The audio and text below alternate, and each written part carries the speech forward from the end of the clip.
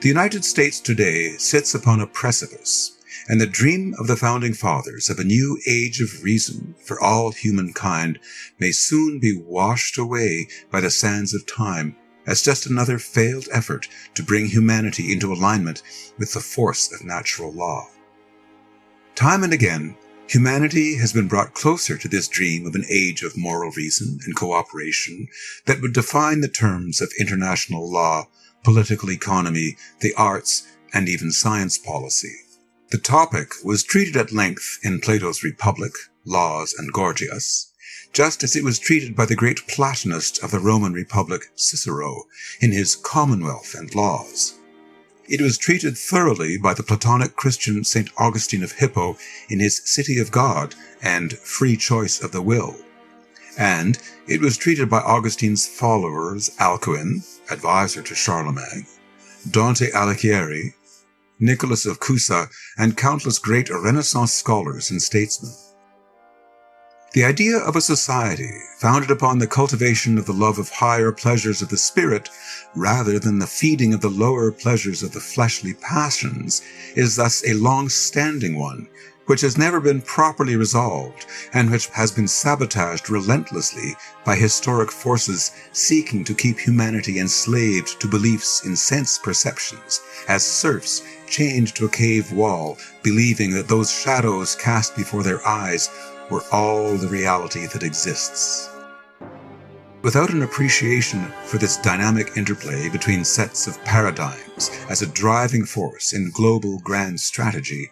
then it would be impossible to achieve any truthful understanding of what made such anomalies of history as the 15th century Italian Renaissance, the 1648 Peace of Westphalia, or the 1776 American Revolution possible. The authors propose treating U.S. history as the effect of a significant, continuous struggle between two opposing conceptions of humankind, law, and mind, which has shaped all seemingly discrete events throughout recorded history as one continuous function. Most importantly, following the historical methods outlined by the great Friedrich Schiller in his Universal History lectures, we will treat this study as not only an exploration of the past, but as an exploration of the future, knowing as we do that 1. The past is shaped by ideas of competing futures that did or did not succeed, and 2. Our present circumstances are themselves both the consequences of the past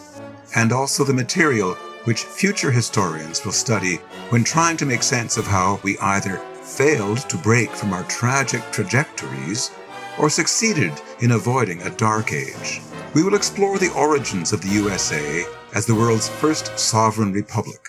and the battles over ideas and policy from leading representatives of either school of thought during the 18th and 19th centuries.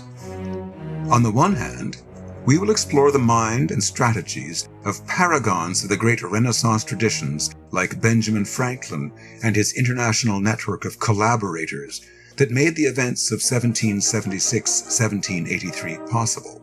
On the other hand, we will contrast this with those heirs to the traditions of the Babylonian and Roman empires occupying positions of power within the corridors of the British Empire.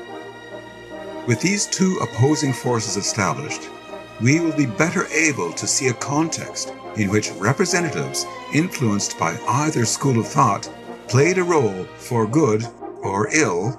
sometimes doing both at different times, within the young United States from 1776 to 1901. This exercise will demonstrate that the United States is both more than many believe it to be, and less than it was meant to become,